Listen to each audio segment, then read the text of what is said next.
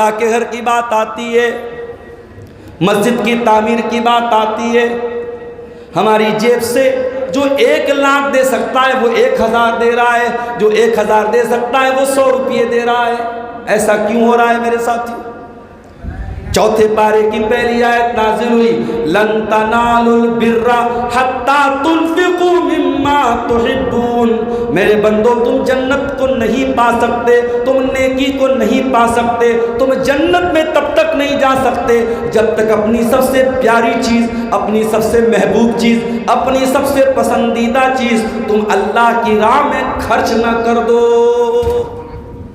جب قرآن کی آیت نازل ہوئی، ابو طلحہ انصاری رضی اللہ تعالیٰ عنہ اللہ کے نبی کے پاس آئے۔ ان کا ایک بہت بڑا کھجوروں کا باغ تھا جس کا نام بیروہا تھا، وہ مسجد نبوی کے ٹھیک سامنے تھا، بہت بڑا باغ تھا، بیچ میں نہر جا رہی تھی، دونوں طرف کھجوروں کے پیڑ تھے۔ اللہ کے پیارے نبی اکثر اس باغ میں جایا کرتے تھے، کھجور کھاتے تھے، ٹھنڈا ٹھنڈا پانی پیتے تھے، بڑا بہترین باغ تھا، بڑا قیمتی باغ تھا۔ جب قرآن کی آیت نازل ہوئی، ابو طلحہ انصاری رضی اللہ تعالیٰ عنہ اللہ کے نبی کے پاس آئے۔ اے اللہ کے نبی، قرآن کہہ رہا ہے، اللہ کہہ رہا ہے، لن تنالوا البر حتی تنفقوا مما تحبون۔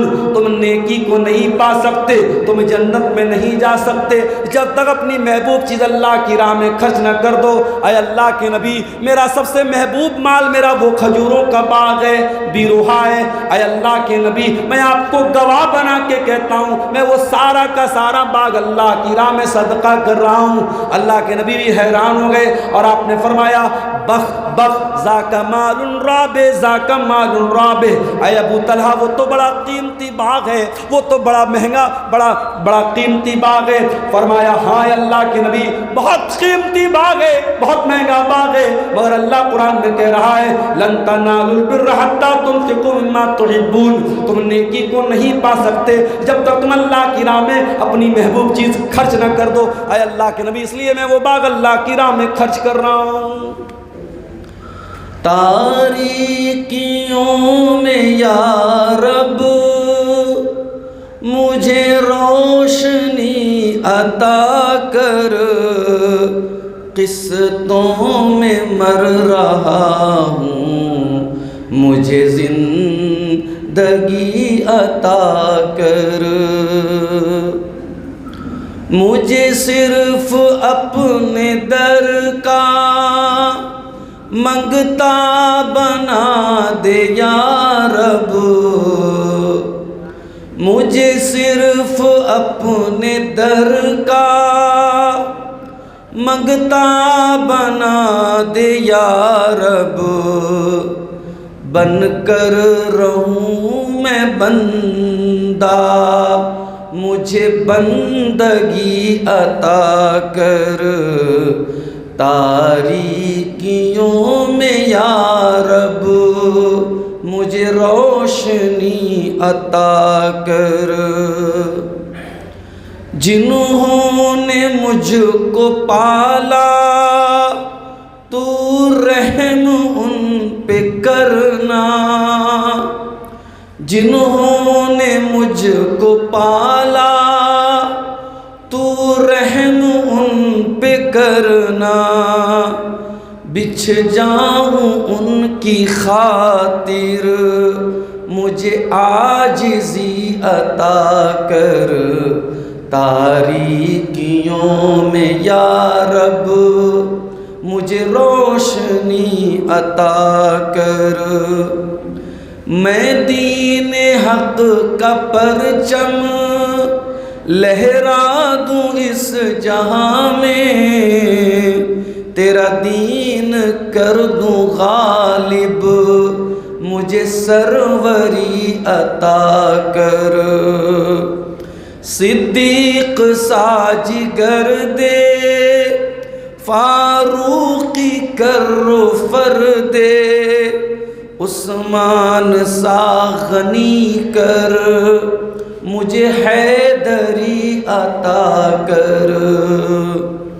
خالد کے مثل یا رب شمشیر حق بنا دے، زاہد بنا دے یا رب، مجھے بوزری عطا کر، نفرت نکال دے تو دشمن کے دل سے یا رب، دل جیت لوں سبھی کا، مجھے وہ خوشی عطا کر، جو روح کی صدا ہو، جو درد کی دوا ہو، میں وہ لکھوں قلم سے، مجھے شاعری عطا کر، تاریکیوں میں یا رب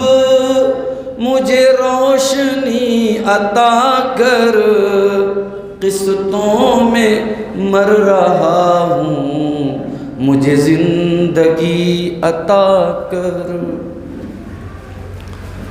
محترم علماء کرام، ناظم اجلاس، بزرگوں اور دوستوں، نوجوان ساتھیوں، ماؤں اور بہنوں، پیارے بچوں، مجلہ ڈی کے اس پروگرام کی تاریخ جب اسی گاؤں میں ایک پروگرام میں آیا تھا، تقریباً 1.5-2 مہینہ پہلے، اسی وقت اس پروگرام کی تاریخ لی گئی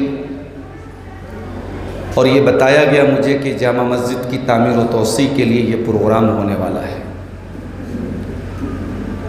کوئی نہیں جانتا تھا مئی کے آخر کا یہ وقت، عید الاضحیٰ کے ٹھیک اگلے دن کا یہ موقع، یا نہ تو بارش کا کوئی موسم تھا، نہ عام طور سے اس وقت بارش ہوتی ہے، لیکن اللہ تعالیٰ نے قرآن کریم میں غیب کی جن 5 کنجیوں کا ذکر کیا ہے، جو 5 چیزیں ایسی ہیں کہ ان کا ایگزیکٹ علم اگر کسی کو ہے تو اللہ تعالیٰ ہی کو ہے۔ اس میں سے ایک چیز ہے وہ يُنَزِّلُ الْغَيْثَ، بارش کب ہونی ہے، کہاں ہونی ہے، کتنی ہونی ہے، اس کا حقیقی علم اللہ تعالیٰ کو ہے۔ میں جب بنارس سے چلا صبح تقریباً 9 بجے کے قریب ٹرین سے، میں نے باہر کھڑکی کی طرف جھانکا تو ایسا لگ رہا تھا دن نہیں رات کا وقت ہے، ایسا اندھیرا چھایا ہوا تھا، بدلیاں چھائی ہوئی تھی، بارش ہو رہی تھی۔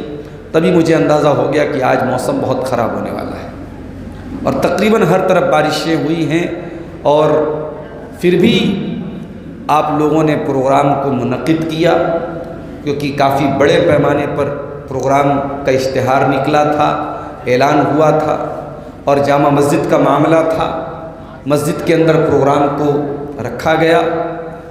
بارش کی وجہ سے جو لوگوں کی تعداد متوقع تھی، مجھے لگتا ہے اتنے لوگ نہیں آ پائے، لیکن جو بھی لوگ آئے ہیں میں امید کرتا ہوں کہ وہ یہاں سے اچھا پیغام لے کے جائیں گے، اور چونکہ یہ کسی کے ذاتی کام کے لیے پروگرام نہیں ہے، اللہ کے گھر کے لیے ہے، اور آپ نے اگر دل کھول کے خرچ کیا ہے تو انشاءاللہ اس کا اجر و ثواب آپ کو ملے گا۔ میں امید کرتا ہوں کہ کل جب پروگرام کے منتظمین جب حساب کتاب کرے تو ان کو یہ دکھ نہ ہو، یہ افسوس نہ ہو کہ بارش ہو گئی اور ہم جس مسجد کی تعمیر کے لیے اور اس کے چندے کے لیے ہم نے اتنا بڑا پروگرام کیا تھا، ہماری کوشش ناکام ہو گئی، یہ نہ کہنا پڑے۔ میں آپ سب سے، اپنی ماؤں بہنوں سے، اپنے بزرگوں سے، اپنے نوجوان بھائیوں سے سب سے گزارش کرتا ہوں کہ آپ دل کھول کے خرچ کریں اور کوشش کریں کہ یہ مسجد جو کہ الحمدللہ بہت وسیع مسجد ہے، مجھے لوگوں نے بتایا کہ عورتوں کا بھی جو پنڈال ہے اس میں بھی کافی اچھی خاصی جگہ ہے، ایسی وسیع اور کشادہ مسجد کم دیکھنے کو ملتی ہے۔ اس مسجد کو آپ انشاءاللہ اس کی تعمیر کو مکمل کریں گے۔ اللہ تعالی ہم سب کو اس کی توفیق عطا فرمائے، رب العالمین ہماری تمام عبادتوں کو قبول فرمائے۔ میرے بھائیوں، ہم اور آپ ابھی اپنے تہوار سے فارغ ہوئے ہیں، بلکہ سچ پوچھیے تو ابھی تہوار کے دن چل ہی رہے ہیں۔ آپ جانتے ہوں گے کہ قربانی کے 4 دنوں کا ثبوت حدیث سے ملتا ہے۔ اللہ کے رسول کی حدیث ہے کل ایام التشریق ذبح، تمام کے تمام ایام تشریق قربانی کے دن ہیں۔ ایام تشریق سے مراد 11، 12، 13 ذی الحجہ ہے، یعنی 10 ذی الحجہ کے علاوہ 3 دن اور بھی قربانی کے ہیں، ٹوٹل 4 دن ہیں۔ مجھے کسی نے بتایا کہ پاکڑ کے آس پاس میں 3 ہی دن لوگ عام طور سے قربانی کرتے ہیں۔ یہ اگر معلومات نہیں ہے تو بہت افسوس کی بات ہے۔ ہمیں 4 دن قربانی ہے تو چاروں دن اگر ہمارے پاس جانور زیادہ ہو تو ہمیں چاروں دن قربانی کرنا چاہیے، تاکہ جو صحیح سنت سے جو چیز ثابت ہے اس پر عمل ہو۔ اگر آپ 2-4 جانور لائے ہیں، کچھ پہلے دن کر دیجئے، کچھ چوتھے دن کر دیجئے، تاکہ چاروں دن پر عمل ہو جائے، اور یہ سنت جس پر بہت سے لوگ عمل نہیں کرتے ہیں، اس سنت پر بھی عمل ہو۔ میرے بھائیوں، قربانی کے اس تہوار پر ہم یہ دیکھتے ہیں کہ ملک کا ایک بڑا طبقہ ایسا ہے جس کو ہماری اس قربانی سے بڑی پرابلم ہے۔ ہر سال جب قربانی کا تہوار آتا ہے تو طرح طرح کی باتیں ہونے لگتی ہیں۔ کوئی کہتا ہے کہ مسلمانوں کو خون خرابہ نہیں کرنا چاہیے، بے زبان جانوروں کو نہیں مارنا چاہیے۔ کوئی کہتا ہے کہ اگر مارنا ہے تو اپنے آپ کو مارو، بے زبان جانوروں کو کیوں مارتے ہو۔ کوئی کہتا ہے بکرے کی کیک بنا کے کیک کھا جاؤ، بکرا مت کاٹو۔ طرح طرح کی باتیں ہمیں سوشل میڈیا پہ دیکھنے کو ملتی ہیں۔ ہمیں دنیا کو یہ بات بتا دینی چاہیے کہ جب تک مسلمان زندہ ہے اس ملک میں، مسلمان کسی کے بہکاوے میں آنے والا نہیں ہے، اور جو قربانی کا شرعی طریقہ ہے، جو اللہ تعالیٰ نے ہمیں سکھایا ہے، جو رسول نے ہمیں سکھایا ہے، وہ کیک کاٹنے کا طریقہ نہیں ہے، وہ ورچوئل قربانی منانے کا طریقہ نہیں ہے۔ قربانی ہر امت میں رہی ہے، دنیا کی اور امتوں نے اس کو بدل دیا ہو الگ بات ہے، لیکن قربانی ہر امت میں رہی ہے۔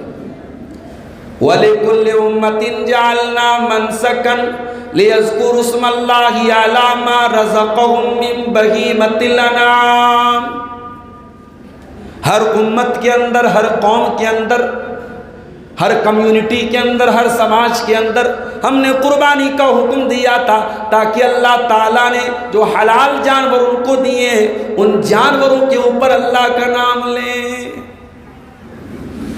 ان کو کوئی جیو پریم نہیں ہے، کوئی جانوروں سے محبت نہیں ہے جو قربانی کا ویرودھ کر رہے ہیں۔ ان کو جیو پریم ہوتا تو ان کو معلوم ہونا چاہیے کہ اس ملک میں تو مسلمان صرف 14% ہے، لیکن ڈاٹا یہ بتاتا ہے، سرکاری آنکڑا یہ بتاتا ہے کہ دیش کی 70% آبادی نان ویج کھاتی ہے۔ تب آپ کا جیو پریم کہاں چلا جاتا ہے؟ تب آپ کا جانوروں سے پیار کہاں چلا جاتا ہے؟ پوری دنیا کی اگر بات کریں، پوری دنیا کے 80% لوگ گوشت کھاتے ہیں، نان ویج کھاتے ہیں، صرف مسلمان کی بات تھوڑی ہے۔ آپ کا جیو پریم اور آپ کی جانور سے محبت بقرعید پر ہی آپ کو یاد آتی ہے۔ اسی ملک میں غیر مسلموں کے تہوار ہوتے ہیں اور لائن لگا کے لوگ بکرے کا گوشت کھاتے ہیں، خرید کر کے کھاتے ہیں، تب تو آپ کو جیو پریم نہیں یاد آتا، تب تو آپ نہیں کہتے صاحب یہ بے زبان جانوروں کی ہتیا ہے۔ میرے بھائیوں، جب یہ اس طریقے کی دھوکہ دھڑی ہونے لگے اور ڈبل اسٹینڈرڈ اپنایا جانے لگے تو اس دور میں مسلمانوں کو اور کھل کر کے قربانی کرنی چاہیے، اور دنیا کو یہ بتانا چاہیے کہ ہمارا اللہ وہ نہیں ہے، ہم جس رب کو مانتے ہیں وہ رب ایسا نہیں کہ صاحب ہم نان ویج کھائیں گے تو ناراض ہو جائے گا۔ دنیا کے اور بہت سارے کانسیپٹ میں، دنیا کے اور سارے مذاہب میں اور دھرموں میں کیا ہے صاحب، آپ کپڑا پہنیں گے تو اللہ ناراض ہو جائے گا، آپ شادی کریں گے تو اللہ ناراض ہو جائے گا، آپ نان ویج کھائیں گے تو اللہ ناراض ہو جائے گا۔ نہیں، ہمارے نبی نے ہمیں جو شریعت دی، جو تعلیم دی، ہمیں کپڑا بھی پہننا ہے، ہمیں شادی بھی کرنا ہے، اور ہم اللہ کا نام لے کر کے حلال جانوروں کو ذبح بھی کرتے ہیں۔ اور یہ بھی یاد رکھیے، قربانی کے جانور پر جب تک اللہ کا نام نہ لیا جائے وہ حلال نہیں ہوتا ہے۔ آپ موٹا سے موٹا جانور لے آئیں اللہ کا نام لیے بغیر ذبح کر دیا جائے حرام ہے، اس کا گوشت مردار ہے، نہیں کھا سکتے آپ۔ اللہ کا نام لینا ضروری ہے، اللہ کو چھوڑ کر کے کسی غیر اللہ کا نام لیں گے تو بھی حرام ہے، اور اللہ کا نام نہیں لیں گے تو بھی وہ جائز نہیں ہے میرے ساتھ۔ تو یہ بہت موٹی بات ہے قربانی کے تہوار پر جو ہمیں اور آپ کو یاد رکھنی چاہیے۔ اور ہم یہ بھی یاد رکھیں، قربانی صرف گوشت کھانے کا نام نہیں ہے میرے ساتھ۔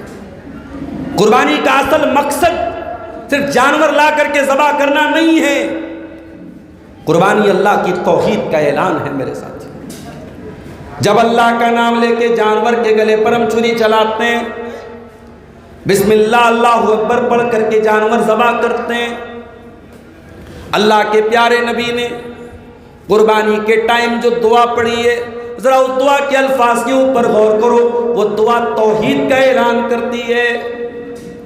اللہ کے نبی کون سی دعا پڑھتے تھے؟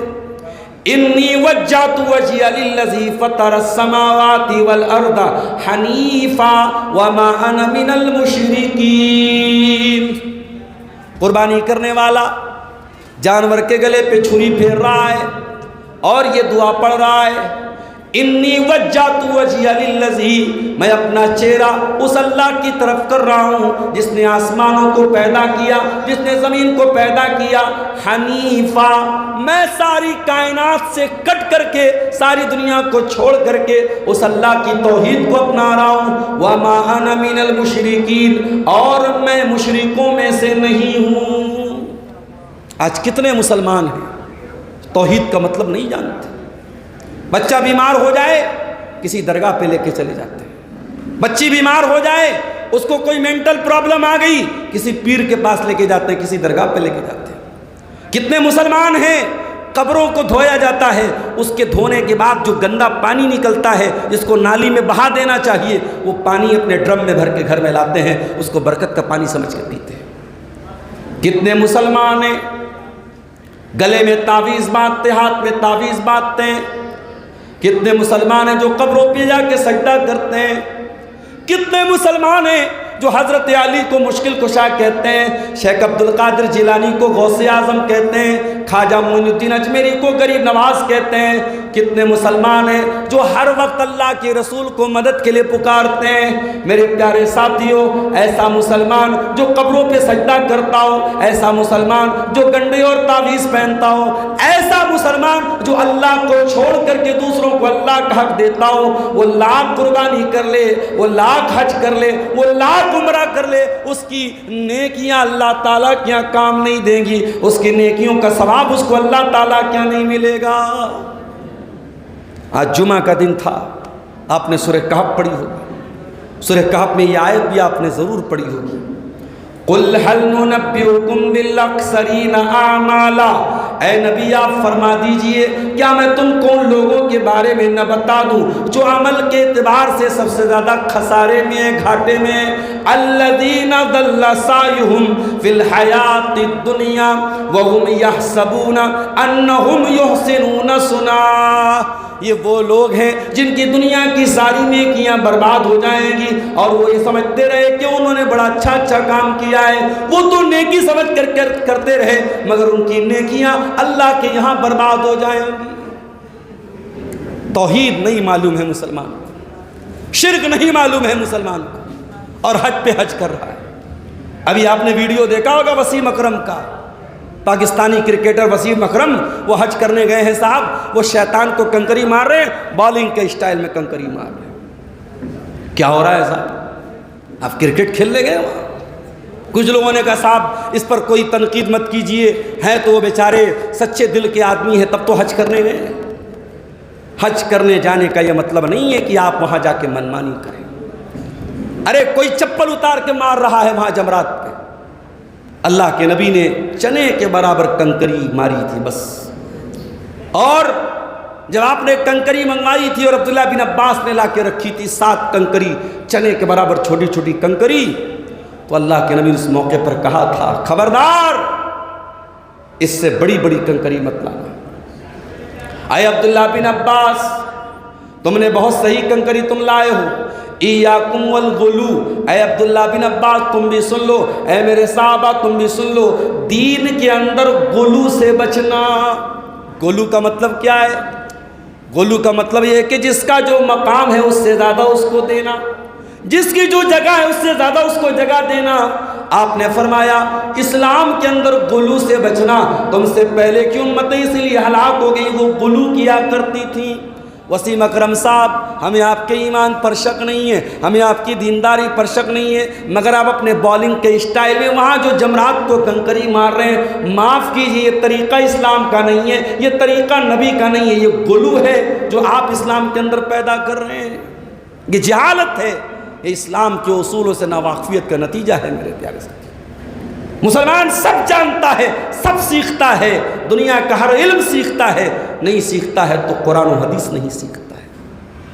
بڑی موٹی موٹی باتیں آج لوگوں کو نہیں معلوم ہے۔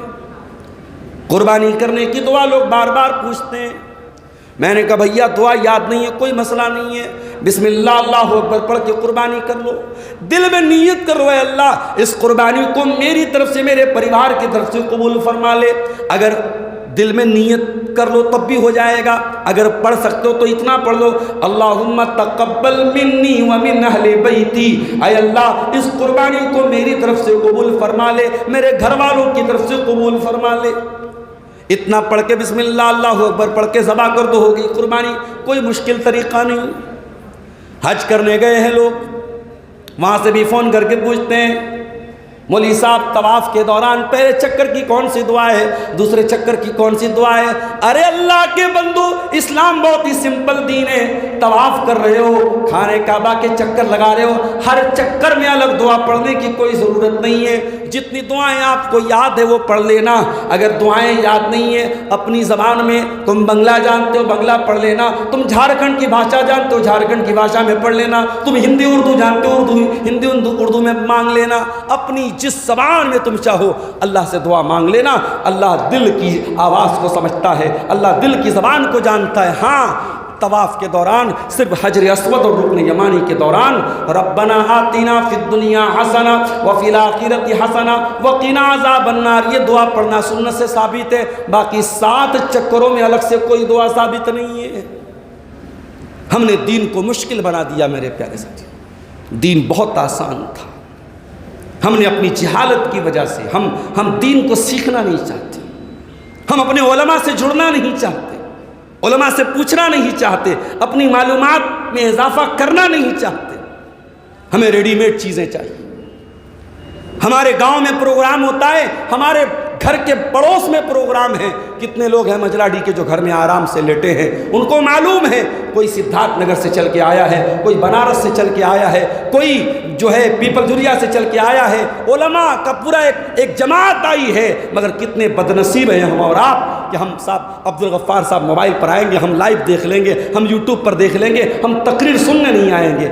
یہ جو ہمارے اندر کاہلی آئی ہے، یہ جو کام چوری آئی ہے، کبھی کبھی جی چاہتا ہے کہ یہ یوٹیوب بند کر دیا جائے، یہ لائیو پروگرام بند کر دیے جائیں۔ اس نے ہمیں اور آپ کو کام چور بنا دیا، اس نے ہمیں اور آپ کو اس طریقے کی دینی مجلسوں سے دور کر دیا۔ ارے چلو بھائی ٹھیک ہے، جو آدمی دور رہتا ہے اس کا مسئلہ الگ ہے، جو پڑوس میں رہتا ہے اور اس کے گاؤں میں پروگرام ہو رہا ہے وہ کیوں نہیں آ رہا ہے؟ میرے پیارے ساتھیوں، ہم نے موبائل اور سوشل میڈیا کا بھی بڑا مس یوز کیا ہے، اور اس کو دین سیکھنے کے بجائے ہم نے اپنے آپ کو کام چور بنانے کا ایک ذریعہ بنا دیا ہے۔ اسی لیے قربانی کی دعا میں ہم ایک جملہ اور بھی پڑھتے ہیں، ان صلاتی و نسکی و محیای و مماتی للہ رب العالمین، میری نماز اللہ کے لیے، میری قربانی اللہ کے لیے۔ غور کرنا، نماز کا نام پہلے لیا، قربانی کا نام بعد میں لیا۔ ہم آج یہاں پہ لوگوں سے پوچھیں کتنے لوگوں نے قربانی کی؟ 100 میں شاید 90 لوگوں کا ہاتھ اٹھ جائے مولوی صاحب ہم نے قربانی کی، ہمارے پاس جو طاقت تھی، جو حیثیت تھی، ہم نے قربانی کی۔ او قربانی کرنے والوں، اسلام میں قربانی فرض تو نہیں ہے، اسلام میں قربانی واجب تو نہیں ہے، زیادہ سے زیادہ یہ کہہ سکتے ہو کہ قربانی سنت مؤکدہ ہے، بہت زیادہ تاکید ہے قربانی کی۔ اللہ کے نبی ہر سال کرتے تھے قربانی، لیکن قربانی کوئی یہ نہیں کہتا ہے کہ قربانی فرض ہے، واجب ہے۔ قربانی اہل حدیث علماء تو عام طور سے یہی فتویٰ دیتے ہیں نا، بھئی سنت مؤکدہ ہے، حدیث سے جو بات ثابت ہے سنت ہے قربانی۔ لیکن نماز تو فرض ہے آپ کے اوپر۔ ان الصلاۃ کانت علی المؤمنین کتابا موقوتا، یہ نماز اپنے ٹائم کے اوپر مردوں کے اوپر بھی فرض ہے، عورتوں کے اوپر بھی فرض ہے۔ آپ بیمار ہیں، کھڑے ہو کے نہیں پڑھ سکتے تو بیٹھ کے پڑھنا ہے، بیٹھ کے نہیں پڑھ سکتے لیٹ کے پڑھنا ہے، آپ سفر کی حالت میں تب بھی پڑھنا ہے، آپ پانی نہیں مل رہا ہے تیمم کر کے پڑھنا ہے۔ یہ نماز آپ کے لیے معاف نہیں ہے۔ لیکن میرے پیارے ساتھیوں، ہمیں قربانی تو یاد ہے لیکن نماز یاد نہیں ہے۔ ارے تو نے قربانی کی جب دعا پڑھی تھی تبھی تو نے کہا تھا ان صلاتی و نسکی و محیای و مماتی للہ رب العالمین، میری نماز اللہ کے لیے، میری قربانی اللہ کے لیے، میرا جینا اللہ کے لیے، میرا مرنا اللہ کے لیے۔ یہ اقرار آپ نے کیا تھا قربانی کے ٹائم، میرا جینا اللہ کے لیے، میرا مرنا اللہ کے لیے۔ آپ کا جینا اللہ کے لیے ہے، آپ کا مرنا اللہ کے لیے نہیں ہے میرے ساتھی۔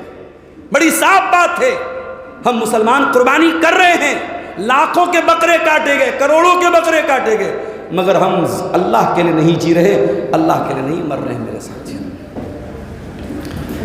میری زندگی کا مقصد تیرے دین کی سرفرازی، میں اسی لیے مسلمان، میں اسی لیے نمازی۔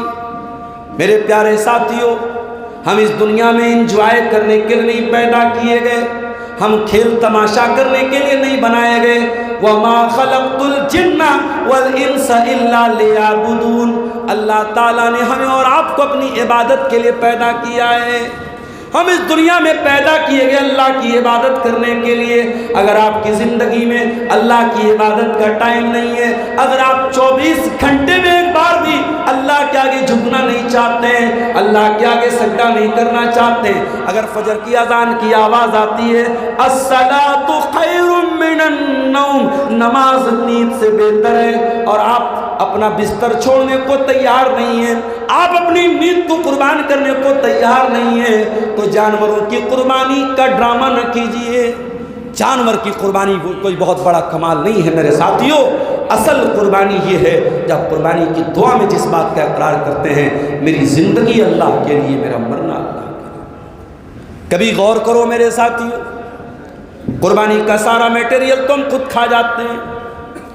قربانی کی کلیجی ہم کھا رہے ہیں، اس کا پایا ہم کھا رہے ہیں، اس کا گوشت ہم کھا رہے ہیں، اس کا چمڑا کہیں اور جا رہا ہے، اس کا خون نالی میں جا رہا ہے، اور ہم کہہ رہے ہیں کہ قربانی ہم اللہ کے لیے کر رہے ہیں۔ میرے پیارے ساتھیوں، نہ تمہاری قربانی کا گوشت اللہ کیا جا رہا ہے، نہ کلیجی اللہ کیا جا رہی ہے، نہ پایا اللہ کیا جا رہا ہے۔ لَن يَنَالَ اللَّهَ لُحُومُهَا وَلَا دِمَاؤُهَا وَلَكِن يَنَالُهُ التَّقْوَىٰ مِنكُمْ، میرے بندو تمہاری قربانی کا گوشت اللہ کیا نہیں جاتا ہے، تمہاری قربانی کا خون اللہ تعالیٰ کیا نہیں جاتا ہے، اگر جاتا ہے تو تمہارے دل کا تقویٰ جاتا ہے، تمہارے دل میں اللہ کا ڈر کتنا ہے، تمہارے دل میں اللہ کا پیار کتنا ہے، تمہارے دل میں اللہ کی محبت کتنی ہے، وہ اللہ تعالیٰ کیا جاتی ہے۔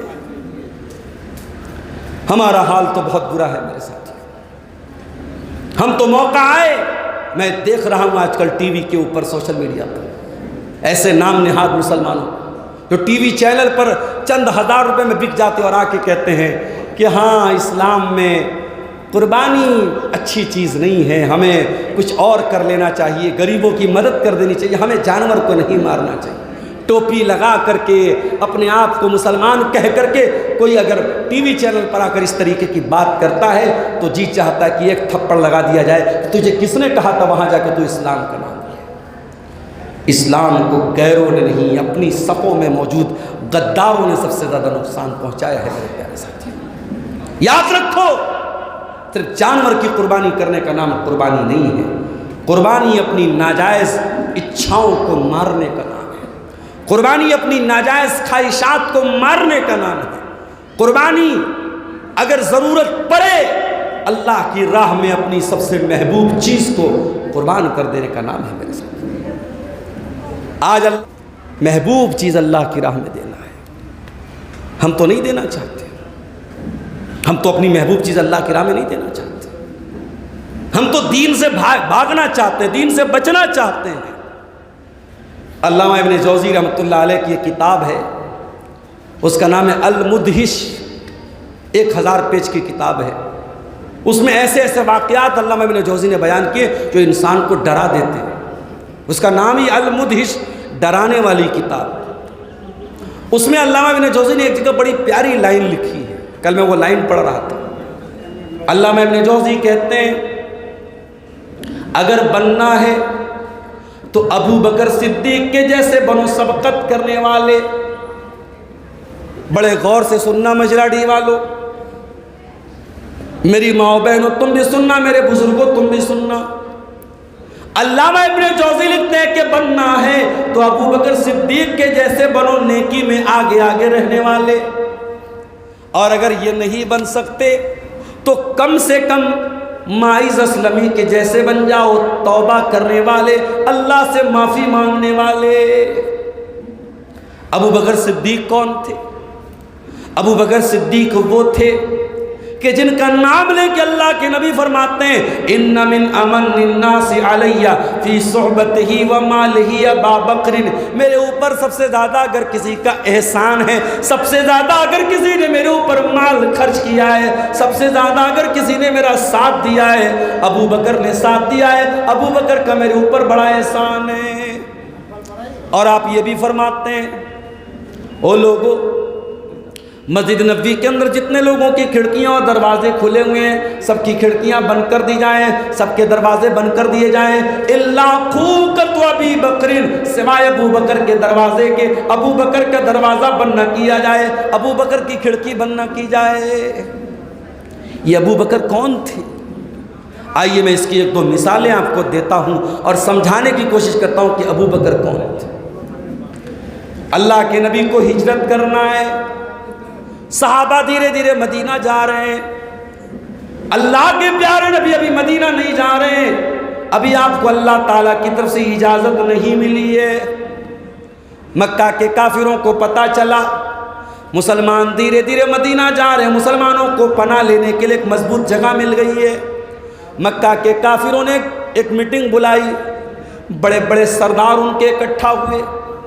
اس میٹنگ میں یہ پاس کیا گیا کہ اب ایک ہی راستہ ہے اسلام کو ختم کرنے کے لیے، اب محمد رسول اللہ کو قتل کر دیا جائے، مرڈر کر دیا جائے، ہتیا کر دی جائے، سارے قبیلوں سے ایک ایک سردار کو لے لیا جائے، ایک ایک پہلوان کو لے لیا جائے، ایک ہٹے کٹے نوجوان کو لے لیا جائے، سب کے ہاتھ میں ننگی تلوار ہو اور سب جا کر کے اکٹھا محمد رسول اللہ پر حملہ کر دیں، نعوذ باللہ، اور آپ کو قتل کر دیں، آپ کو شہید کر دیں۔ اس طریقے سے اب اللہ کے نبی قتل ہو جائیں گے تو اسلام کا نام مٹ جائے گا۔ یہ میٹنگ کہاں کی گئی؟ یہ مکے کے اندر ایک پارلیمنٹ تھی جس کا نام دار الندوہ تھا، وہاں پہ یہ میٹنگ کی گئی۔ اس میٹنگ کو بہت سیکرٹ رکھا گیا، کوئی باہری آدمی کو پتہ نہیں تھا کہ میٹنگ میں کیا پاس ہو رہا ہے۔ ادھر یہ میٹنگ رکھی جا رہی تھی، ادھر جبریل امین اللہ کے نبی کے پاس آتے ہیں اور قرآن کی آیت نازل کرتے ہیں وَإِذْ يَمْكُرُ بِكَ الَّذِينَ كَفَرُوا لِيُثْبِتُوكَ أَوْ يَقْتُلُوكَ أَوْ يُخْرِجُوكَ وَيَمْكُرُونَ وَيَمْكُرُ اللَّهُ وَاللَّهُ خَيْرُ الْمَاكِرِينَ۔ اے میرے نبی، آپ کے خلاف چال چلی جا رہی ہے، آپ کو قید کرنے کی بات ہو رہی ہے، آپ کو قتل کرنے کی بات ہو رہی ہے، آپ کو مکہ سے نکالنے کی بات ہو رہی ہے۔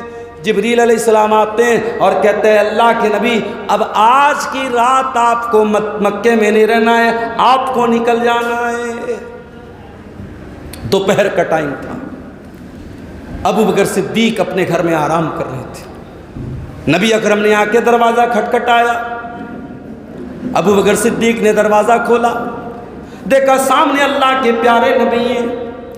ابو بکر صدیق کہ گھر میں اللہ کے نبی روز آتے تھے، یا تو صبح آتے تھے یا شام کو آتے تھے، دوپہر میں آرام کا ٹائم ہوتا تھا نہیں آتے تھے۔ ابو بکر صدیق گھبرا گئے، کیا بات ہے؟ اللہ کے نبی نے کہا ابو بکر ایک سیکرٹ بات کرنی ہے۔ کہا اللہ کے نبی گھر میں کوئی نہیں ہے، میرا پریوار ہے، میری بیوی بچے ہیں۔ کہا ابو بکر اللہ تعالیٰ نے مجھ کو مدینہ جانے کی اجازت دے دی ہے، مجھے ہجرت کرنے کی اجازت دے دی ہے۔ ابو بکر صدیق کی زبان سے پہلا سوال نکلا، الصحبت یا رسول اللہ، اے اللہ کے نبی مجھے آپ کے ساتھ جانے کا موقع ملے گا کہ نہیں ملے گا؟ آپ نے سر ہلایا اور آپ نے فرمایا کہ ہاں ابو بکر تم کو بھی میرے ساتھ جانا ہے۔ اتنا سننا تھا کہ ابو بکر صدیق کی آنکھوں سے آنسو بہنے لگے، وہ رونے لگے۔ اما عائشہ فرماتی ہیں میں نے اپنے باپ کو کبھی خوشی سے روتے ہوئے اتنا نہیں دیکھا تھا جتنا اس دن میں نے اپنے باپ کو روتے ہوئے دیکھا تھا۔ میرے باپ کی آنکھوں سے آنسو بہ رہے تھے، میرے باپ خوشی سے رو رہے تھے، مجھے اللہ کے نبی کے ساتھ جانا ہے۔ 2 مہینہ 3 مہینہ پہلے سے ابو بکر صدیق اپنی سواری کو تیار کر رہے تھے، کھلا رہے تھے، پلا رہے تھے، ان کو اس سفر کی تیاری کا احساس تھا۔ پھر وہاں سے اللہ کے نبی نکلے، رات میں اپنے بستر پہ حضرت علی کو لٹایا، ان کو سمجھا دیا کہ صبح ہو جائے تو جو امانتیں میرے پاس رکھی ہیں وہ امانتیں لوگوں کے حوالے کر دینا، تم بھی مدینہ چلے آنا۔ اس کے بعد اللہ کے پیارے نبی اپنے دروازے سے نکلتے ہیں، مکہ کے کافروں کے بڑے بڑے سردار ہاتھ میں تلوار لے کے کھڑے ہیں، اللہ کے نبی اپنے ہاتھ میں مٹی لے کر کے ان کے سروں پر مٹی ڈالتے ہوئے چلے جاتے ہیں، ان کو احساس بھی نہیں ہوتا ہے کہ ان کی تلواروں کے بیچ میں سے اللہ کے نبی نکل گئے۔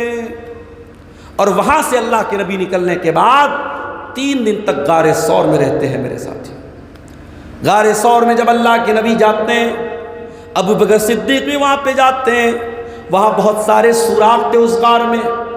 ابو بکر صدیق ان سوراخوں کو بھرنے لگتے ہیں، مٹی سے بھرتے ہیں، پتھر سے بھرتے ہیں، جو کپڑا وغیرہ رہتے ان سے بھرتے ہیں، سارے سوراخ بھر جاتے ہیں، ایک سوراخ باقی رہ جاتا ہے۔ ابو بکر صدیق سوچتے ہیں کہ اس سوراخ میں کوئی جانور نہ ہو جو میرے نبی کو تکلیف پہنچا دے۔ ابو بکر صدیق اپنے پیر کے انگوٹھے سے اس سوراخ کو بند کر دیتے ہیں اور اللہ کے نبی سے کہتے ہیں اے اللہ کے نبی آپ بڑے تھکے ہارے ہیں، بڑے تھک کر کے آپ آئے، آپ آرام کر لیجئے۔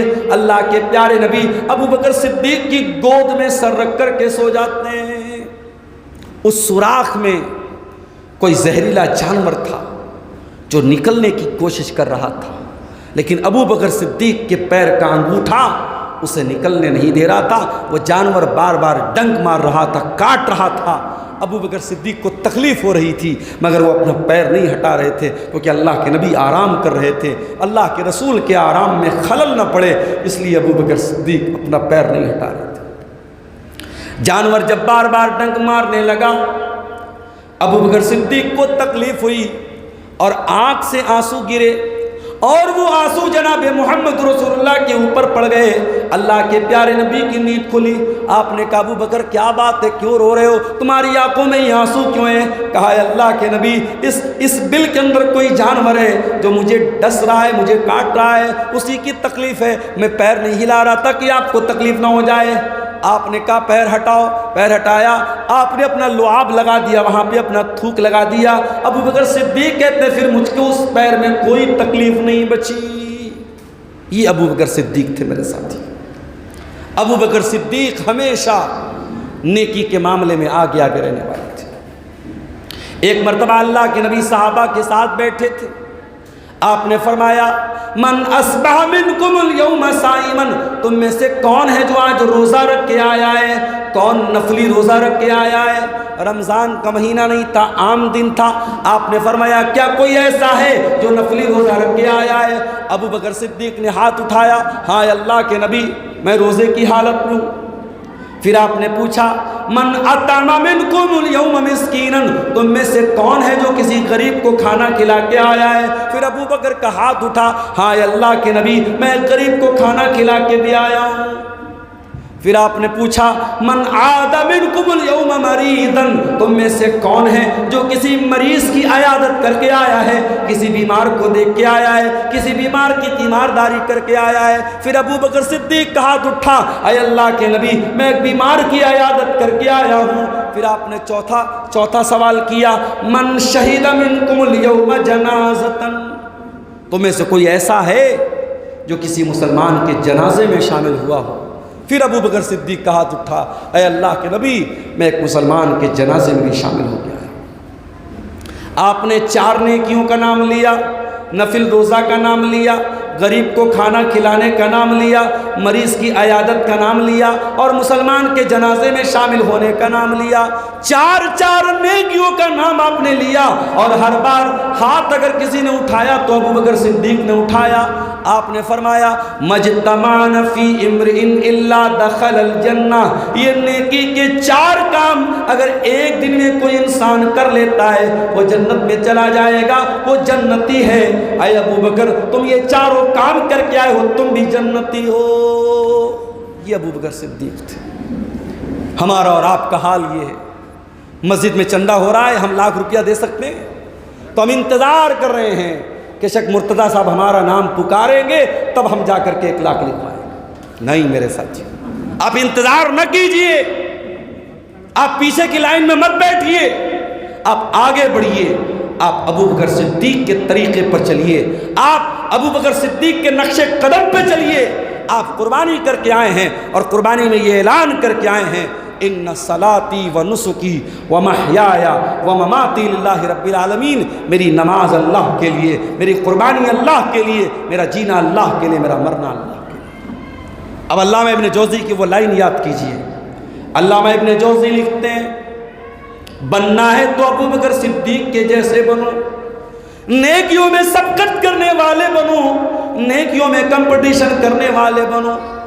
ارے دنیا میں تو تم بڑا کمپٹیشن کرتے ہو، فلاں کے پاس 10 لاکھ ہے، میں 20 لاکھ کا مالک کیسے بن جاؤں، فلاں لاکھ پتی میں کروڑ پتی کیسے بن جاؤں، فلاں کے پاس 2 ویلر ہے میں 4 ویلر کیسے خرید لوں، فلاں کے پاس 1 مکان ہے میرے پاس 2 مکان کیسے ہو جائے، فلاں کے پاس 1 بیگھہ کھیت ہے میرے پاس 10 بیگھہ کیسے ہو جائے۔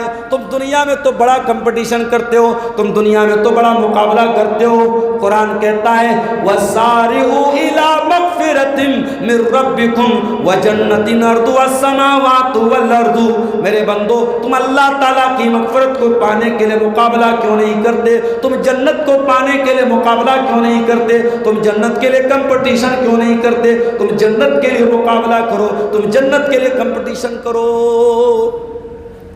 دنیا کی لڑکیوں کے پیچھے بھاگ رہا ہے ہمارا نوجوان، کہیں سے کسی کا نمبر مل جائے، ہائے ہیلو کرنے کا موقع مل جائے۔ چل رہا ہے کہ نہیں مارکیٹ میں، گرل فرینڈ بوائے فرینڈ الا بلا بہت کچھ چل رہا ہے مارکیٹ میں۔ حرام ریلیشن شپ، حرام تعلق، ناجائز تعلق ہمارے نوجوان لڑکوں اور لڑکیوں کو برباد کر رہا ہے۔ میرے ساتھی، میرے پیارے ساتھیوں، کاش تم نے جنت کی عورتوں کا تذکرہ قرآن میں پڑھا ہوتا تو شاید تم دنیا کی عورتوں کے چنگل سے نکل جاتے، تم حرام ریلیشن شپ سے نکل جاتے۔ اللہ کے نبی فرماتے ہیں لو ان امرأة من اہل الجنہ، اگر جنت کی کوئی عورت اطلعت الی الارض، اگر زمین کی طرف جھانک لے، اگر جنت کی عورت ایک بار زمین کی طرف جھانک لے، لأضاءت ما بینہما، تو زمین و آسمان کے درمیان کی چیزیں روشن ہو جائے گی، ولملأت ما بینہما ریحا، اور دنیا ان کی خوشبو سے بھر جائے گی۔ دنیا کی عورتیں دھوکہ دے سکتی ہیں، دنیا کی عورتیں بے وفائی کر سکتی ہیں، دنیا کی عورت اپنے حسن و جمال کے جال میں پھنسا کے آپ کو بدنام کر سکتی ہے۔ جنت کی عورت وفادار ہوگی، جنت کی عورت شرمیلی ہوگی، جنت کی عورت دنیا کی تمام گندگیوں سے پاک ہوگی۔ اللہ کے نبی فرماتے ہیں وَلَنَصِيفُهَا عَلَى رَاسِهَا خَيْرٌ مِّنَ الدُّنْيَا وَمَا فِيهَا، جنت کی عورت کے سر پہ جو دوپٹہ ہوگا وہ دنیا کی تمام نعمتوں سے بہتر ہوگا۔ ابھی ہم لوگ آ رہے تھے پاکڑ سے آپ کے مجراڈی کی طرف، تو ایک جگہ شراب کی دکان تھی، دیکھا بڑی بھیڑ لگی ہے شراب کی دکان کے، نوجوان لڑکے کھڑے ہوئے ہیں شراب کی پینے کے لیے لائن میں لگے ہوئے ہیں، لائن لگ کر کے شراب پی رہا ہے، اور وہ شراب پینے والوں میں ایک بڑی تعداد ہمارے نوجوان مسلمان نوجوانوں کی ہے۔ میرے ساتھ معلوم ہے کہ ہماری شریعت میں یہ شراب حرام ہے، اور یہ شراب پینے والا جہنم میں جائے گا، اور جو اس شراب سے اپنے آپ کو بچائے گا اسے اللہ تعالیٰ جنت میں وہ شراب پلائے گا جو دنیا کی شراب کی گندگی سے پاک ہو۔ دنیا کی شراب پی کے انسان بدحواس ہے، دنیا کی شراب پی کر کے انسان گندگی میں لیٹا ہے، دنیا کی شراب پی کر کے انسان ماں بہن کی گالیاں دے رہا ہے، دنیا کی شراب پی کر کے اپنی بہن کو جا کے چھیڑ رہا ہے، اپنی ماں کو جا کے چھیڑ رہا ہے، اپنے محرم رشتہ داروں کو جا کے چھیڑ رہا ہے۔ جنت کی شراب کیسی ہوگی؟ اللہ نے فرمایا وَيُسْقَوْنَ مِن رَّحِيقٍ مَّخْتُومٍ، جنتیوں کو سیل پیک شراب پلائی جائے گی۔ اسی لیے علامہ صفی الرحمن مبارک پوری رحمۃ اللہ علیہ نے جب کتاب لکھی تھی اللہ کے رسول کی زندگی پر، جو پوری دنیا میں جس کو فرسٹ پرائز ملا تھا، پہلا انعام ملا تھا، اس کتاب کا نام انہوں نے رکھا تھا الرحیق المختوم۔ وہ قرآن کی اسی آیت سے انہوں نے وہ نام لیا تھا۔ رحیق جنت کی شراب کا ایک نام ہے، اور مختوم کا مطلب ہے جس پر سیل لگا دی جائے، جس کو پیک کر دیا جائے۔ اللہ نے فرمایا جنتیوں کو سیل پیک شراب پلائی جائے گی۔ یسقون من رحیق مختوم، جنتیوں کو سیل پیک شراب پلائی جائے گی۔ ختامہ مسک، اور وہ جنت کی جو شراب ہوگی اس میں مشک کا فلیور ہوگا۔ دنیا کی بڑی بہترین خوشبو مانی جاتی ہے مشک کی خوشبو۔ اللہ تعالیٰ جنتیوں کو جو شراب پلائے گا اس میں مشک کا فلیور ہوگا، دنیا کی سب سے بہترین خوشبو کا فلیور ہوگا۔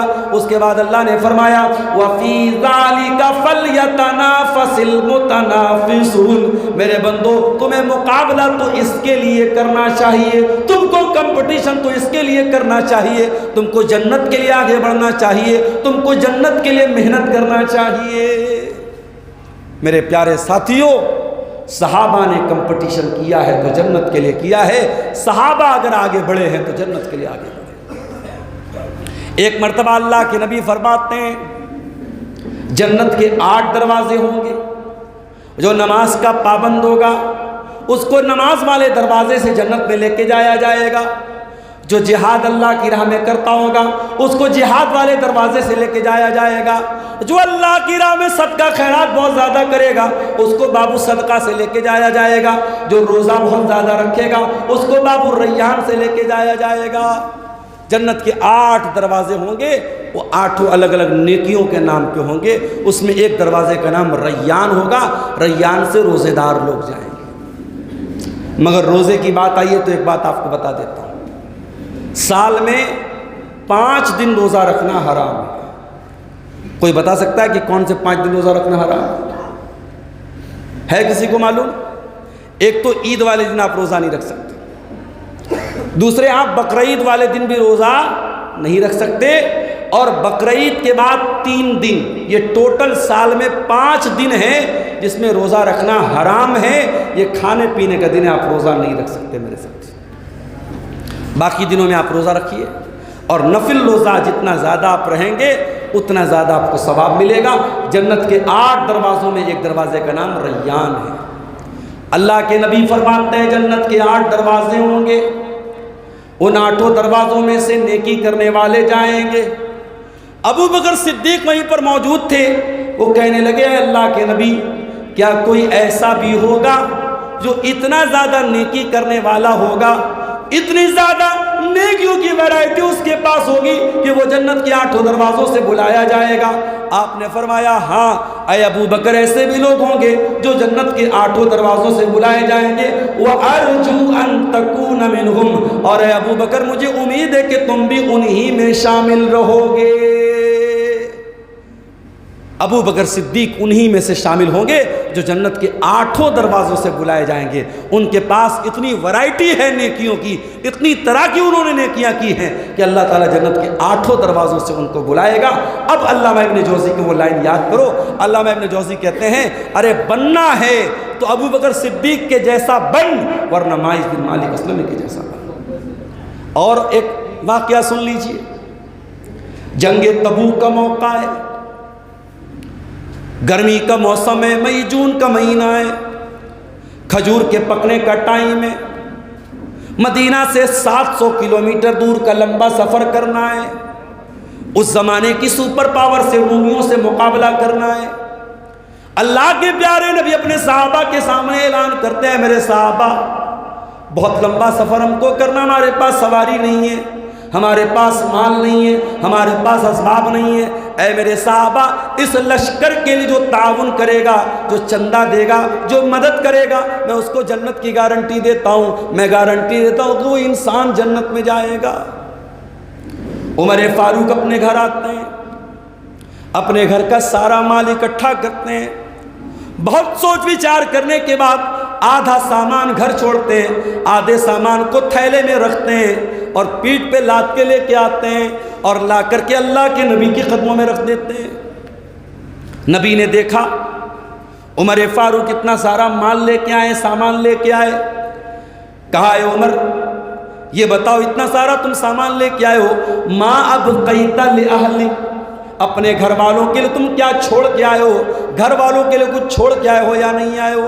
اے اللہ کے نبی آپ ٹینشن نہ لیں، آپ چنتا نہ کریں، آپ فکر نہ کریں، میں آدھا لے کے آیا ہوں، آدھا گھر والوں کے لیے چھوڑ کے آیا ہوں، میں نے مال کا آدھا بٹوارا کر لیا ہے، آدھا گھر والوں کے لیے چھوڑ کے آیا، آدھا اللہ کی راہ میں لے کے آیا ہوں، اے اللہ کے نبی آپ گھر والوں کی چنتا نہ کریں۔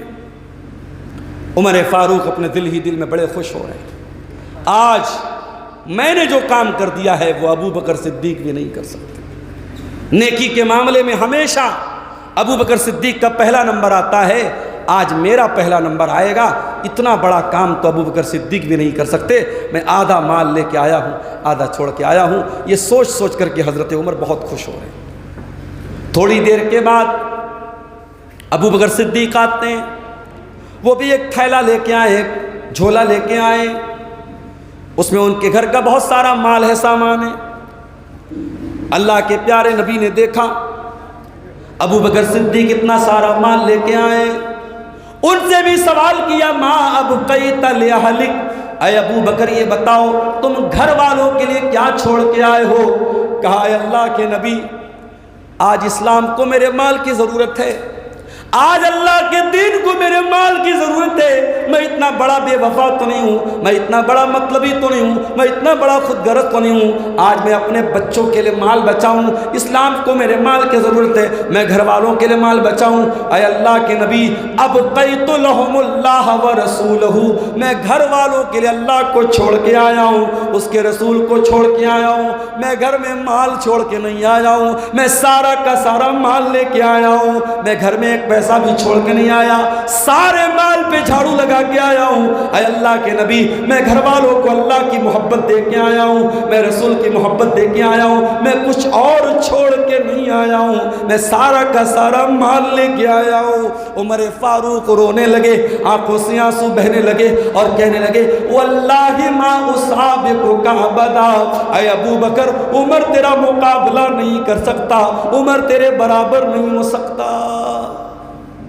یہ تھے ابو بکر صدیق۔ علامہ ابن جوزی کہتے ہیں بننا ہے تو ابو بکر صدیق کے جیسے بنو، نیکیوں میں آگے بڑھو، نماز پڑھو تو پہلی صف میں پڑھو، نماز پڑھو تو سنتوں کے ساتھ پڑھو، روزہ رکھو تو پورے آداب کے ساتھ رکھو، حج کرو تو جوانی میں کرو، زکوٰۃ دو تو پورے مال کی صحیح زکوٰۃ دو، صدقہ خیرات کرو تو دل کھول کے کرو، نیکیوں میں آگے بڑھو میرے پیارے ساتھیوں، جیسے ابو بکر آگے بڑھا کرتے تھے۔ اور اگر یہ نہیں کر سکتے، زندگی گناہوں میں ڈوبی ہے، زندگی پاپوں میں ڈوبی ہے، اللہ تعالیٰ کو ناراض کرنے والے کام کرنے میں زندگی گزری ہے، تو پھر دوسرا طریقہ اپنا لو میرے پیارے ساتھیوں، حضرت ماعز کے نقش قدم پہ چلو۔ یہ ماعز کون تھے؟ ان کا نام تھا ماعز بن مالک اسلمی، یہ شادی شدہ تھے، انہوں نے ایک عورت کے ساتھ زنا کر لیا، زنا کرنے کے بعد ان کو احساس ہوا میں نے بہت بڑا پاپ کر دیا، ایک تو میں شادی شدہ ہوں، میرے پاس اپنی خواہشات کو پورا کرنے کا حلال طریقہ موجود ہے، پھر بھی میں نے زنا کیا، اور اسلام میں اس کی اتنی کٹھور سزا ہے کہ شادی شدہ اگر زنا کرے تو اسلام یہ کہتا ہے پتھروں سے مار مار کے ختم کر دیا جائے۔ ماعز کہتے ہیں اب میرے سامنے دو راستہ ہے، یا تو میں زنا کر کے چپ چاپ بیٹھ جاؤں، اللہ تعالیٰ جو سزا دے گا وہ سزا جھیلنی پڑے گی، دوسرا راستہ یہ ہے کہ دنیا میں جو سزا ہے وہ جھیل جاؤں اور توبہ کر لوں، اللہ تعالیٰ کی سزا سے بچ جاؤں گا۔ چنانچہ ماعز اللہ کے نبی کے پاس آتے ہیں اور آ کر کے کہتے ہیں اے اللہ کے نبی انی اصبت الزنا، میں نے زنا کر لیا ہے، ایک عورت کے ساتھ میں نے زنا کر لیا ہے، اور اے اللہ کے نبی میں آپ سے یہ کہنے آیا ہوں طہرنی، مجھے پاک کر دیجئے، مجھے پاک کر دیجئے، میرے اوپر اللہ کی کتاب کا فیصلہ نافذ کر دیجئے۔ اللہ کے نبی نے اپنے صحابہ سے کہا ذرا چیک کرو یہ شراب تو پی کے نہیں آئے، ذرا دیکھو یہ نشے کی حالت میں تو نہیں ہے۔ یہ واقعہ اس زمانے کا ہے جب شراب حرام نہیں ہوئی تھی۔ صحابہ نے ان کے منہ کے قریب جا کے سونگا، کہا اے اللہ کے نبی شراب کی مہک نہیں آ رہی ہے، نشے کی حالت میں نہیں ہے۔ آپ نے کہا اچھا جانے دو، ہم بعد میں دیکھیں گے۔ آپ نے صحابہ کو بھیج کے پتہ لگوایا، جاؤ پتہ کرو ان کا دماغ تو نہیں خراب ہو گیا ہے، کہیں مینٹل کیس تو نہیں ہو گیا ہے، کہیں سر پہ چوٹ تو نہیں لگ گئی ہے، کہیں پاگل پن کا دورہ تو نہیں آ گیا ہے۔ صحابہ نے آ کے رپورٹ دی، اے اللہ کے نبی مینٹل کیس نہیں ہے، دماغ کا کوئی مسئلہ نہیں ہے، دماغ بالکل ٹھیک ٹھاک کام کر رہا ہے۔ مائز پھر آتے ہیں، اے اللہ کے نبی میں وہی آدمی ہوں، میرا نام مائز بن مالک اسلمی ہے، اے اللہ کے نبی میں آپ سے یہ کہنے آیا ہوں انی اصبت الزنا، میں نے زنا کر لیا ہے، اقیم علیہ کتاب اللہ، میرے اوپر اللہ کی کتاب کا فیصلہ لاگو کر دیجئے، مجھے زنا کی سزا دے دیجئے۔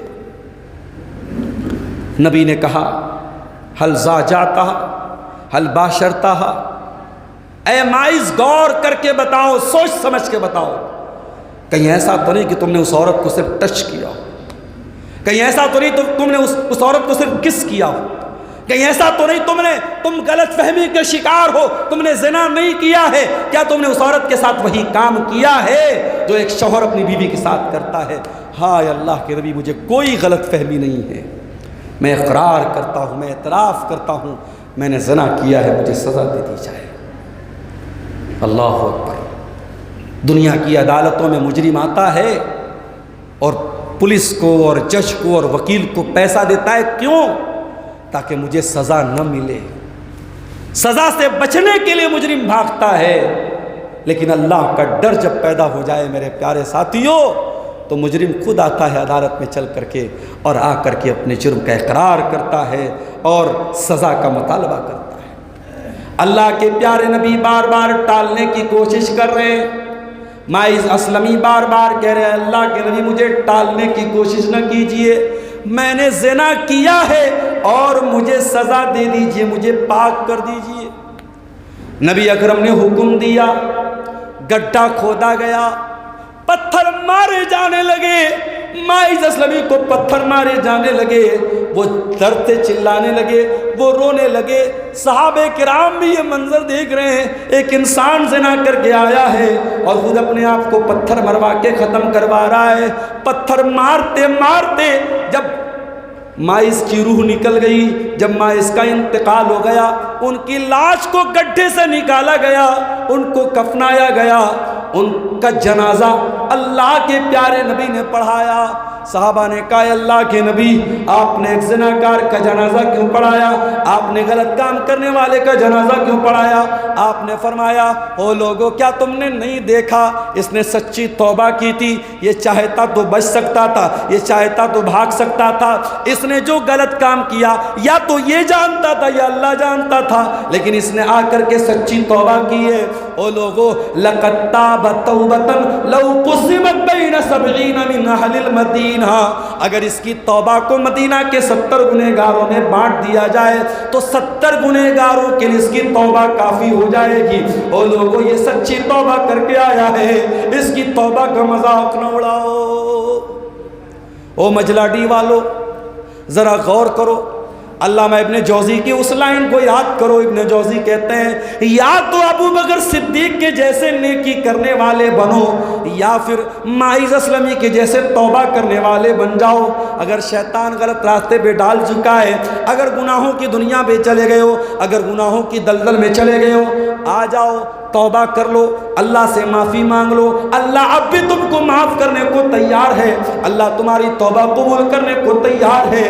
میرے بھائیو تم یا تو نیکی کرنے والے بن جاؤ یا توبہ کرنے والے بن جاؤ۔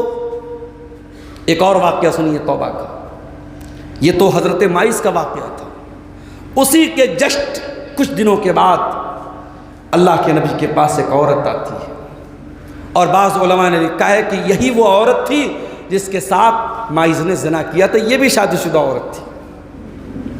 یہ عورت آتی ہے غامدیہ عورت اور آ کر کے کہتی ہے اللہ کے نبی انی اصبت الزنا، میں نے زنا کیا ہے، طہرنی مجھے پاک کر دیجئے۔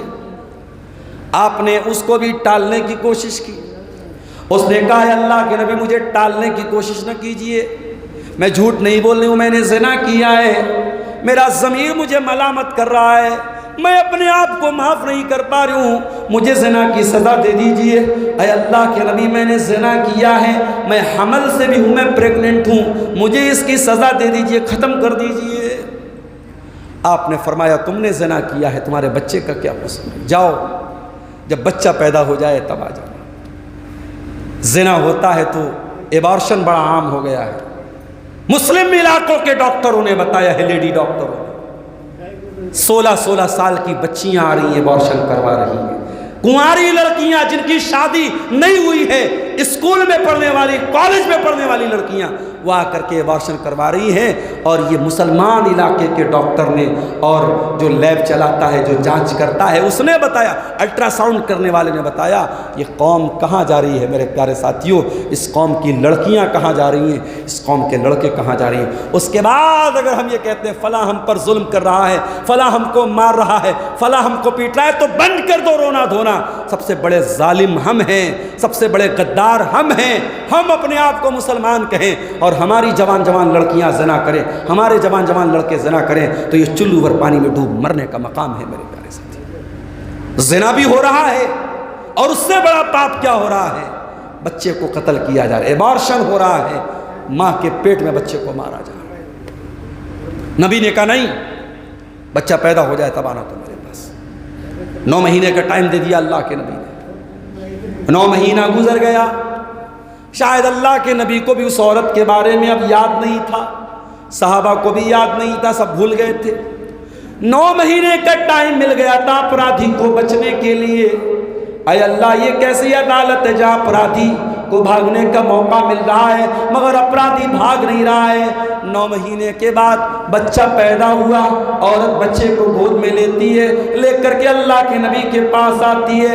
اے اللہ کے نبی میں وہی عورت ہوں جو 9 مہینہ پہلے آپ کے پاس آئی تھی اور آپ نے مجھے ٹال دیا تھا، اب تو بچے کا جنم بھی ہو گیا ہے۔ اے اللہ کے نبی اب میں بہت گنہگار عورت ہوں، میں بدکار عورت ہوں، اب تو مجھے پاک کر دیجئے، اب تو مجھے زنا کی سزا دے دیجئے۔ آپ نے کہا بچہ بھی بہت چھوٹا ہے، تم مر جاؤ گی تو بچے کو دودھ کہاں سے ملے گا ماں کا؟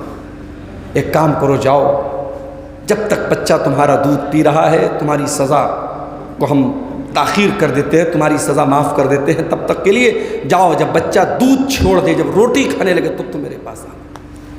اللہ کے نبی نے 2 سال کا موقع اور دے دیا اپرادھی کو۔ 2 سال کا ٹائم گزر گیا، صحابہ بھول گئے اس عورت کے بارے میں، اللہ کے نبی کے ذہن سے بھی اتر گئی بات۔ 2 سال کے بعد وہی عورت بچے کو گود میں لے کے آتی ہے، بچے کے ہاتھ میں روٹی کا ٹکڑا تھما کر کے لے کے آتی ہے۔ اللہ کے نبی میں وہی عورت ہوں، میں غامدیہ ہوں، میں نے زنا کا صدور کیا تھا۔ اے اللہ کے رسول اب تو میرا بچہ دودھ چھوڑ چکا ہے، اور ثبوت کے طور پہ دیکھیں میں روٹی کا ٹکڑا بھی بچے کے ہاتھ میں لے کے آئی ہوں، میرا بچہ روٹی کھانے لگا ہے، میرا بچہ دودھ چھوڑ چکا ہے۔ اے اللہ کے نبی اب تو زنا کی سزا دے دیجئے، اب مجھے نہ ٹالیے، اب مجھے اور زیادہ آزمائش میں نہ ڈالیے۔ آپ نے وہ بچہ ایک مسلمان کے حوالے کیا، زمین میں گڈھا کھودا، عورت کا آدھا دھڑ زمین میں ڈالا گیا، اس کے چہرے کو پردے سے کور کیا گیا تاکہ بے پردگی نہ ہو۔ اس کو مکمل پردے میں ڈالنے کے بعد، زمین میں گڈھا میں ڈالنے کے بعد اس کو بھی پتھروں سے مارا گیا۔ او دنیا والو، تم کہتے ہو یہ بڑی کٹھور سزا ہے، یہ بڑی سخت سزا ہے، مگر اللہ گواہ ہے جب سماج میں زنا کی سزائیں دی جائیں گی تب سماج میں زنا کا ہونا بہت کم ہو جائے گا۔ جہاں جہاں زنا کی سزائیں دی گئی وہاں زنا کا اپرادھ کا جو ریٹ ہے، اپرادھ کا جو ریشیو ہے وہ بہت کم ہو گیا ہے میرے پیارے ساتھیوں۔ جب اس عورت کو پتھر مارے جانے لگا، اس عورت کے بدن سے خون بہنے لگا، خون پھوارے کی طرح اس کے بدن سے نکلنے لگا، اس کے خون کے کچھ چھینٹے حضرت خالد بن ولید کے کپڑے پر پڑ گئے۔ خالد بن ولید نوجوان صحابی تھے، بڑے غصے میں انہوں نے فرمایا ہائے ہائے کیسی بدکار عورت کا، کیسی بدچلن عورت کا خون میرے کپڑے پہ لگ گیا، زانیہ عورت کا کپڑا اس کا خون میرے کپڑے میں لگ گیا۔ اللہ کے پیارے نبی نے ان کا یہ جملہ سن لیا، آپ نے فرمایا مہلن یا خالد، اے خالد خبردار، اے خالد اپنی زبان کو لگام دو، لقد تابت توبتن لو تابہا صاحب محسن لغفر لہو۔ اے خالد اس عورت نے اتنی سچی توبہ کی ہے، اتنی سچی توبہ کی اس عورت نے، اگر کوئی ڈاکو بھی یہ توبہ کر لیتا، اگر خون خرابہ کرنے والا ڈاکو بھی ایسی توبہ کر لیتا، اللہ تعالیٰ اس کی توبہ کو بھی قبول کر لیتا، اللہ اس کو بھی معاف کر دیتا۔ اتنی سچی توبہ کر کے یہ عورت آئی ہے۔ اے خالد خبردار، ایسی عورت پر تم انگلی نہ اٹھاؤ، ایسی عورت کو برا بھلا نہ کہو۔ میرے پیارے ساتھیو، اب علامہ ابن جوزی کی وہ لائن یاد کرو۔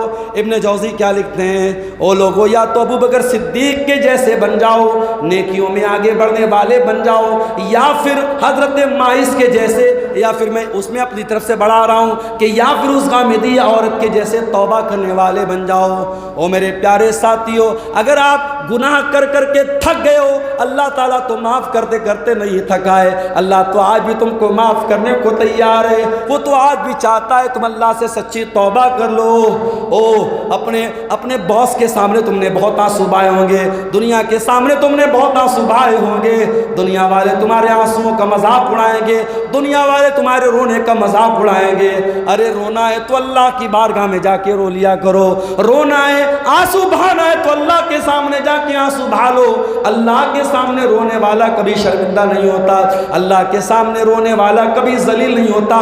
اللہ کے نبی فرماتے ہیں قیامت کے دن اللہ تعالیٰ 7 لوگوں کو اپنے عرش کا سایہ دے گا، ان 7 لوگوں میں ایک وہ آدمی بھی ہوگا وَرَجُلٌ ذَكَرَ اللَّهَ خَالِيًا فَفَاضَتْ عَيْنَاهُ، جس نے تنہائی میں، جس نے اکیلے میں اللہ کو پکارا ہوگا اور اللہ کو یاد کرتے کرتے اس کی آنکھوں سے آنسو بہنے لگے ہوں گے، جس نے تنہائی میں اللہ کو یاد کر کے جو رویا ہوگا، جس نے اللہ سے سچے دل سے توبہ کی ہوگی، اللہ تعالیٰ اس سچی توبہ کرنے والے کو قیامت کے دن گرمی نہیں لگنے دے گا، اس کو دھوپ نہیں لگے گی، اس کو گرمی نہیں لگے گی، اس کو اللہ تعالیٰ اپنے عرش کا سایہ دے گا۔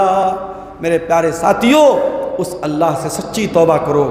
بقرعید کا یہ تہوار جو ہم منا رہے ہیں، یہ تہوار ہمیں یہ سبق دے رہا ہے کہ ہم صرف جانور کی قربانی کو قربانی نہ سمجھیں، ہم اپنی ناجائز خواہشوں کو بھی قربان کرنا سیکھیں، ہم اپنے ناجائز شوق کو بھی قربان کرنا سیکھیں۔ اپنے نوجوانوں سے کہنا چاہتا ہوں، تمہاری حیثیت اگر 10,000 کا موبائل خریدنے کی ہے تو تم آئی فون کی لالچ نہ کرو، جب آئی فون کے لائق ہو جاؤ تب آئی فون کی لالچ کرو، حرام طریقے سے پیسہ کما کر کے آئی فون حاصل کرنے کی کوشش مت کرو۔ صرف جانور کے گلے پہ چھری نہیں چلانا ہے، اپنی ناجائز خواہشات پر، اپنے ناجائز شوق پر بھی آپ کو چھری چلانا ہے۔ میرے پیارے ساتھیوں، میرے نوجوانوں، آپ اس امت کا کیپٹل ہیں، آپ اس امت کی پونجی ہیں، آپ کو اسماعیل کے جیسا بننا ہے، آپ کو ابراہیم کے جیسا بننا ہے، اور میری ماؤں اور بہنوں، آپ کو ہاجرہ کے جیسا بننا ہے، آپ کو سارہ کے جیسا بننا ہے۔ میں 2 واقعہ سنا کے بعد ختم کر رہا ہوں۔ حضرت سارہ بہت خوبصورت تھیں، بہت اسمارٹ تھیں، بہت خوبصورت تھیں، اور حضرت ابراہیم کے ساتھ جب وہ جا رہی تھی اور ایک ظالم بادشاہ نے جب ان کو اریسٹ کیا اور گرفتار کیا دونوں میاں بیوی کو، تو حضرت ابراہیم نے ان کو بتایا کسی نے کہ یہ بادشاہ بہت ظالم ہے، یہ عورت کی عزت لوٹ لیتا ہے اور شوہر کو قتل کر دیتا ہے۔ ابراہیم نے اپنی بیوی سارہ سے کہا، اے میری بیوی سارہ، جب بادشاہ تم کو اپنے پاس بلائے گا، بادشاہ تم سے پوچھے گا یہ آدمی تمہارے ساتھ کون ہے، تو اے سارہ تم یہ نہ بتانا کہ میں تمہارا شوہر ہوں، اے سارہ تم بتا دینا انکی اختی کہ تم میری بہن ہو، اور اے سارہ یہ جھوٹ بھی نہیں ہوگا اس لیے کہ روئے زمین پر ایک اللہ کی توحید کو ماننے والی تم ہو اور ایک اللہ کی توحید کو ماننے والا میں ہوں۔ اے سارہ تم اگر یہ بات بول بھی دو گی تو یہ جھوٹ نہیں ہوگا، کیونکہ ایمان کے رشتے کے اعتبار سے میں بھائی ہوں، تم میری بہن ہوں۔ سارہ کو لے کے پہنچا، بادشاہ کے پاس لے کے گیا، بادشاہ اپنے پاس ایک بیڈ روم تھا، بستر تھا، وہاں پہ سارہ کو لے کے جایا گیا۔ بادشاہ آیا، وقت کی بہت خوبصورت عورت تھی حضرت سارہ۔ میری پیاری ماں بہنوں، ایک آپ بھی خوبصورت، ایک سارہ بھی خوبصورت، آپ اپنی خوبصورتی کی نمائش کر رہی ہیں، لیکن سارا نے اپنے آپ کو کبھی بے پردہ نہ کیا۔ آج ہماری قوم کی بچیاں انسٹاگرام پر اپنے فوٹوز ڈال رہی ہیں، فیس بک پر اپنے فوٹوز ڈال رہی ہیں، واٹس ایپ پر اسٹیٹس پر اپنی تصویریں ڈال رہی ہیں، اور ایک طرف سارا کو دیکھو میری بہنوں، سارا بہت خوبصورت تھی۔ بادشاہ آگے بڑھا، بادشاہ آگے بڑھا، بخاری کے الفاظ ہیں، بادشاہ نے ٹچ کرنا چاہا، بادشاہ نے چھونا چاہا، بادشاہ نے جیسے ہی ہاتھ آگے بڑھایا فَكَأَنَّمَا أُخِذَ، بادشاہ کا ہاتھ پیرالائز ہو گیا، بادشاہ کا ہاتھ بے جان ہو گیا۔ بادشاہ ڈر گیا، کہنے لگا تو اپنے رب سے دعا کر دے میں ٹھیک ہو جاؤں، میں دوبارہ تجھ کو ٹچ نہیں کروں گا۔ سارا نے دعا بھی کر دی، بادشاہ ٹھیک ہو گیا۔ پھر دوبارہ ہاتھ آگے بڑھایا، پھر اس کا ہاتھ پیرالائز ہو گیا۔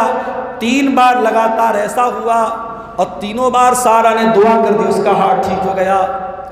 بادشاہ نے دیکھا میں اس عورت کو ٹچ نہیں کر سکتا، بادشاہ نے اپنے نوکروں کو بلایا، کہا لے جاؤ اس کو۔ جانے لگی سارا، تو بادشاہ نے کہا اچھا سنو، میری ایک لونڈی ہے، اس کا نام ہاجرہ ہے، جاؤ میں وہ لونڈی گفٹ کے طور پہ تم کو دے رہا ہوں۔ سارا ہاجرہ کو لے کر کے، جن کا نام بخاری کی حدیث میں ہاجر آیا ہے، ہاجر بھی ان کو کہا جاتا ہے اور اپنی آسان زبان میں ہاجرہ کہتے ہیں۔ حضرت سارا جب ہاجرہ کو لے کر کے پہنچی، ان کے شوہر جہاں قید کیا گیا تھا وہاں پہ بیٹھ کر کے وہ نماز پڑھ رہے تھے، اور نماز کی حالت میں اپنی بیوی کی عزت کی دعائیں کر رہے تھے۔ پتہ یہ چلا مسلمانوں، جب ہمارے پاس کرنے کو کچھ نہ بچے، جب ہم بے بس ہو جائیں، جب کمزور ہو جائیں، تو ہم اللہ سے دعا مانگا کریں۔ ہم دعا کو ہلکے میں نہ لیں، ہم دعا کو معمولی نہ سمجھیں۔ جو کام امپاسبل ہوتا ہے وہ دعا سے پاسبل ہو جاتا ہے۔ اس لیے میرے پیارے ساتھیوں، کبھی دعا کو حقیر نہ سمجھنا، کبھی دعا کو ہلکے میں مت لینا۔ ابراہیم کو پتا ہے میں کچھ نہیں کر سکتا، میں جیل میں ہوں، میری بیوی کی عزت خطرے میں ہے، ابراہیم نماز پڑھ رہے ہیں۔ ہائے ہائے، ابراہیم تو اپنی بیوی کی عزت بچانے کے لیے نماز پڑھ رہے تھے۔ مسلمانوں، تم آئے دن میڈیا میں ماب لنچنگ کی خبریں بھی سن رہے ہو، تم مسجدوں کے گرنے کی خبریں بھی سن رہے ہو، تم مدرسوں کے ٹوٹنے کی خبریں بھی سن رہے ہو، مگر تمہیں نماز پڑھنے کا خیال نہیں آیا۔ کاش کہ تم نے ابراہیم کا طریقہ اپنایا ہوتا، کاش کہ تم نے ابراہیم کی سنت کو اپنایا ہوتا۔ ابراہیم اپنی بیوی کی عزت کی حفاظت کے لیے دعا کر رہے ہیں اور نماز پڑھ رہے ہیں۔ سارا نے دیکھا دور سے، کہا رد اللہ کید الفاجر وَأَخْدَمَ حاجر، اے میرے سرتاج، اللہ نے آپ کی دعا قبول کر لی، اللہ نے اس بد کردار بادشاہ کی چال کو ناکام کر دیا، اور اللہ نے ہاجر کی شکل میں ہمیں ایک بہترین تحفہ بھی دے دیا۔ میرے پیارے ماں اور بہنوں، آپ کو سارا کے نقش قدم پہ چلنا پڑے گا، آپ کو ہاجرہ کی جیسی ماں بننا پڑے گا، جنہوں نے اسماعیل کو ایسی تربیت دی اور ایسا پالا اور پوسا ہے کہ جب ابراہیم نے اپنے بچے اسماعیل سے کہا کہ اے میرے بچے میں تمہیں ذبح کرنا چاہتا ہوں، تو بچے نے پلٹ کر کے جواب نہیں دیا، بچے نے یہی کہا ابا جان آپ کو جو حکم ملا ہے آپ پورا کر ڈالیے، اللہ نے چاہا تو آپ مجھے صبر کرنے والا پائیں گے۔ یہ ہاجرہ کی تربیت کا کمال تھا، یہ ہاجرہ کی پرورش کا کمال تھا۔ میرے پیارے ساتھیوں، یہ چند باتیں قربانی کے پیغام کے تعلق سے اور سیرت ابراہیمی کے تقاضوں کے تعلق سے آپ کے سامنے رکھی گئی ہیں۔ مجھے اس بات کا بھی اندازہ ہے کہ یہ جو وقت تھا پروگرام کو منعقد کرنے کا، مجھے ایسا محسوس ہوا کہ یہ مناسب وقت نہیں تھا۔ گاؤں کے لوگوں نے جلد بازی میں یہ تاریخ متعین کی، لیکن ہم یہ بھی جانتے ہیں کہ تہوار کا جب موقع ہوتا ہے لوگ تھکے ہارے بھی ہوتے ہیں اور تہوار کا ایک ماحول ہوتا ہے، پھر بھی الحمدللہ جو لوگ آئے اور جن لوگوں نے تعاون پیش کیا، ہم یہ دعا کرتے ہیں اللہ ان کے تعاون کو قبول فرمائے اور ہم سب کو توفیق دے رب العالمین کہ ہم اس مسجد کی تعمیر کو جلد سے جلد مکمل کریں۔ اللہ اس جلسے کے تمام منتظمین کو جنہوں نے جس طریقے سے بھی اس پروگرام کے لیے تعاون پیش کیا ہے، اللہ ان کے تعاون کو قبول فرمائے۔ رب العالمین ہماری قربانیوں کو، ہماری تمام عبادتوں کو قبول فرمائے۔ اللہ ہماری عبادتوں میں اخلاص پیدا فرمائے۔ اللہ ریاکاری سے اور دکھاوے سے اللہ ہمیں محفوظ رکھے۔ اللہ تعالیٰ تمام مسلمانان ہند کی حفاظت فرمائے۔ ہر اسٹیٹ میں جہاں پر بھی ہم کوئی نگیٹو خبریں سن رہے ہیں، کوئی نامناسب بات سن رہے ہیں، اللہ وہاں کے مسلمانوں کی جان و مال کی اور عزت و آبرو کی حفاظت فرمائے۔ اللہ ہمارے ملک کو امن، چین اور سکون عطا فرمائے۔ ہمارے ملک کو اللہ تعالیٰ ظالموں کے ظلم سے، شریروں کے شر سے محفوظ رکھے۔ جب تک ہم دنیا میں زندہ رہیں اسلام پر زندہ رہیں اور ہمارا خاتمہ ایمان پر ہو۔ اور ربنا تقبل منا انک انت السمیع العلیم وتب علینا انک انت التواب الرحیم، وصلی اللہ تعالی علی نبینا محمد وعلی آلہ وصحبہ اجمعین، والسلام علیکم ورحمۃ اللہ وبرکاتہ۔